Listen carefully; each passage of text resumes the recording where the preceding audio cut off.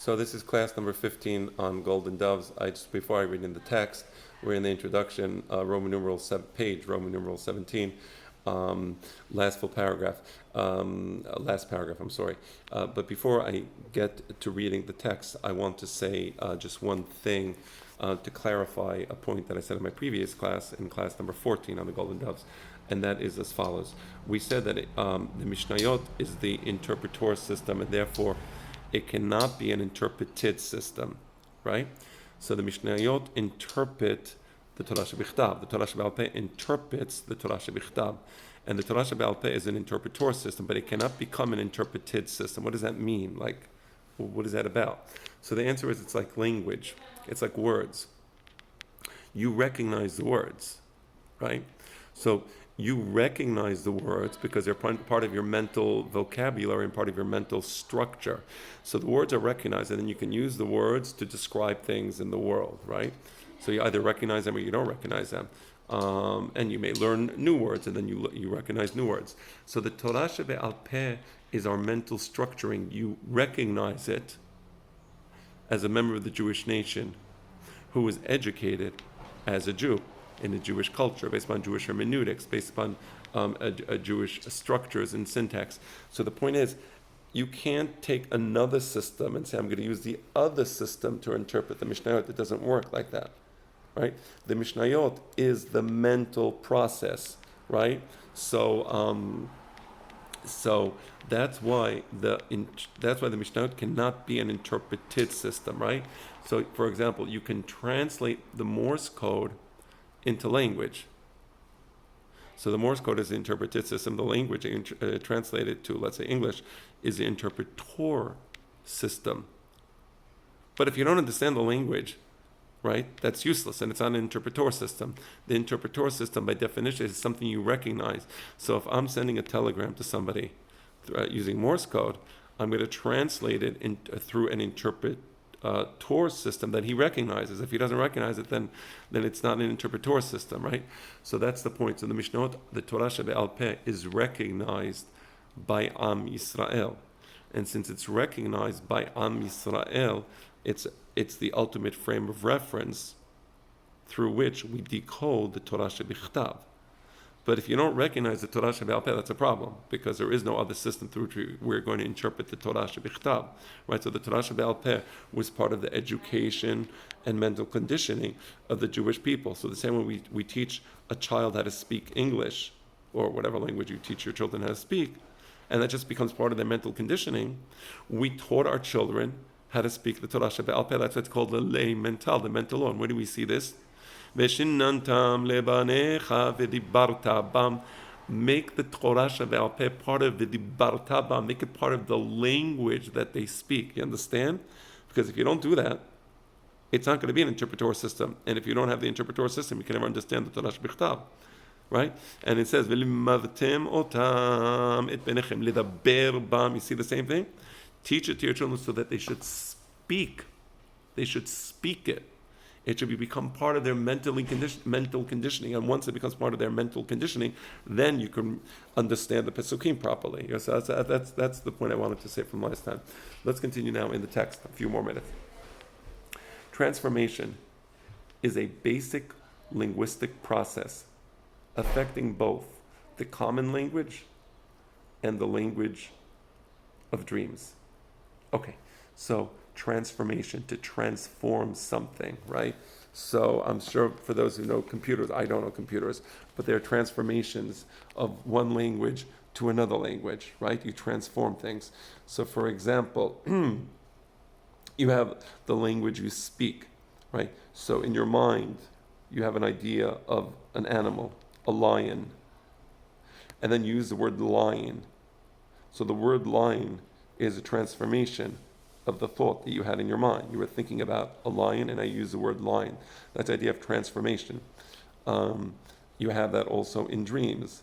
So for those of you who studied Sigmund Freud and the symbolism of dreams and what dream symbols mean, or C.G. Jung, I happen to like C.G. Jung. I'm not a great fan of Freud, although I think he certainly had some intelligent things, of course. without doubt to say. But I like the I like the Jungian approach far more than the Freudian approach. Nevertheless, there are symbols in dreams. So a person may be afraid. He may feel lost. Right? Perhaps he'll have a dream that he's in a desolate place, right, and that he can't find his house, right. So that dream has a certain meaning. It's going to transform the thought into a symbol, right? That's a transformation. Really important to understand the concept of transformation. Arabic-speaking Jews distinguish two levels of language which are transformable but not reducible to one another. Sharah, meaning, represents the lexical sense of a term. Wow, this is so great. I mean, this is like ABC of Torah. Really, just ABC. Like, literally, if you don't understand the difference in sharah and ma'ana, it's like, where are you? Not in a good place. Okay, so let's discuss sharah. Sharah, you read a pasuk. Ois hagim hi lamahazikim baha. The word ois. What's the meaning of the word ois? We'll check up the dictionary. That's a sharah. What's the meaning of the word ayas? Tree. Hagim. What's the lexical meaning of the word hayim? That's a sharah. The lexical meaning? Hagim, life. Tree of life. Es hagim, a tree of life. He lama hazikim baha. It's there for those who hold it. Right? Mahazikim, those who hold it, baha, right? So what does that mean? I mean, I guess I have the lexical meaning. The tree of life is for those who hold it. Oh, well, but what does that mean? So you can have the lexical meaning of the words, but not quite understand what the pasuk is talking about. So that's ma'ana. Ma'ana, significance, represents a semantic sense of the sentence. What is that sentence talking about? You put the words together. What do the words put together mean? The ma'ana originates in the mind of the first person and then is processed into words and distributed in the sentence. Okay, so here's the way it works. You have a thought. You're thinking of something. You have an idea in your mind, right? That idea that you have in your mind, right? That's where the ma'ana comes from, right? But then you transform that idea into words, into speech, right? And once you transform the words into speech, you speak or you write a sentence. Now, in turn, the second person or reader processes the words and synthesizes them into ma'ana. Okay, so now there's a person reading the text. The person who wrote the words "es hagim ila mahazikim ba," that's a first person. But then you have the second person. Now the second person is going to read these words. So in turn, the second person, a reader, processes the words and synthesizes them into ma'ana. So now, the second person, if you want to read the word, he's reading the sentence, Es hayim ila mahazikim ba. You don't just read it at the lexical level. You got to process the words. You got to combine the words together to create a meaning that the words independently do not have that meaning. Put together, they have that meaning. Obviously, the sense of the ma'ana is conditioned by the hermeneutical and cultural code of the second person. So what does the sentence mean? Well, the answer is you have to have a particular hermeneutical code. How do you interpret things?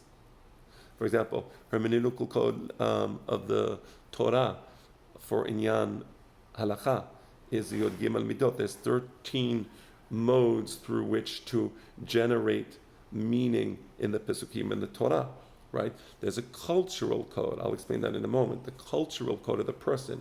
So we view things in a certain way, right? The Western world views things differently than the Jewish mind, or the Jewish mind, at least when we were in the desert, unaffected by the Western world, right? I'll give you an example. What does that pasuk mean? What does it mean? So you go to a Westerner, there's some tree that gives immortality. If you eat the fruits of the tree, you'll find immortality. But what does it mean? So why do you have to hold on to it? Right? Why do you have to hold on to it?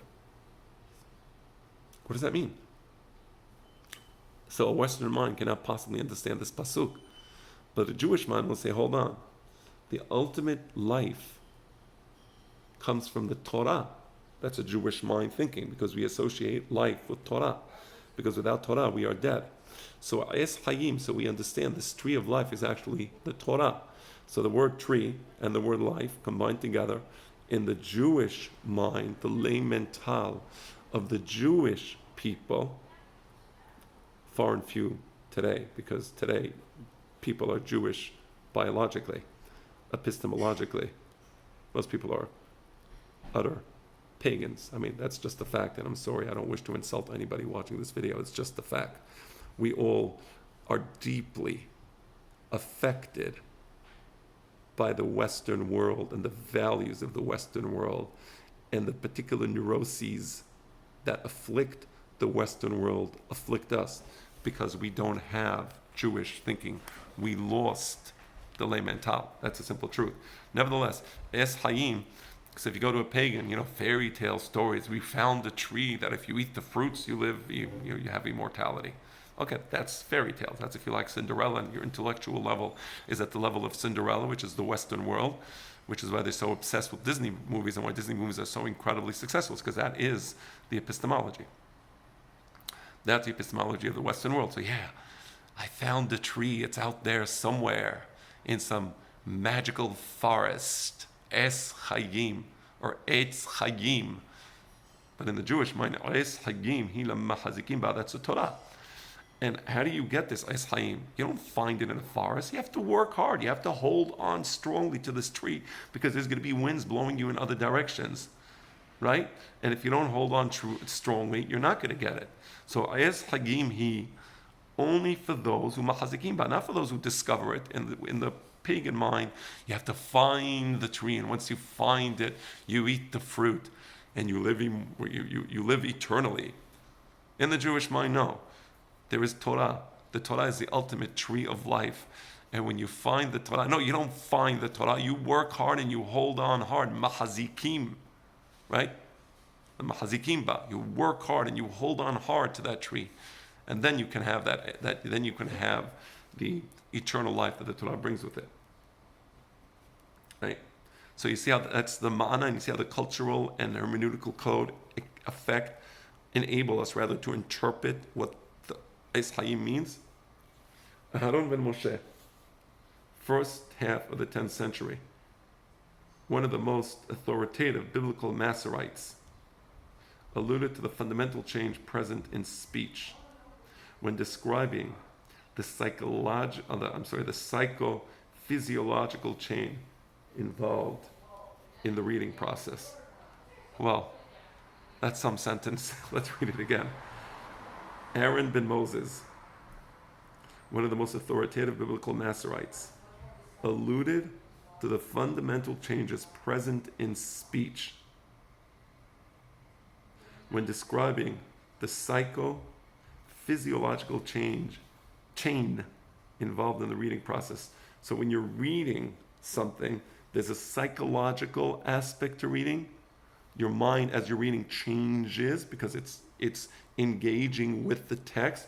But there's a physiological aspect to it. Perhaps whatever the physiological aspect is, your for those who study and who toil and study, you may even sweat as you're studying because you're exerting effort.